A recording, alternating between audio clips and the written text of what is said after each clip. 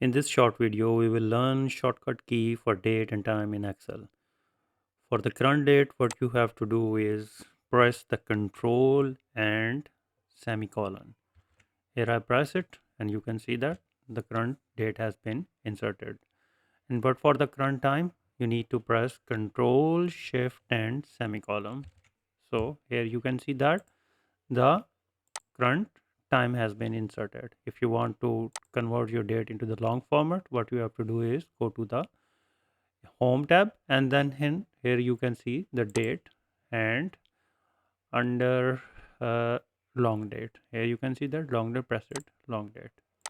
And similarly, if you want to convert your time into long time, drop down and then click on time. And here you can see that the current time has been converted into long current time.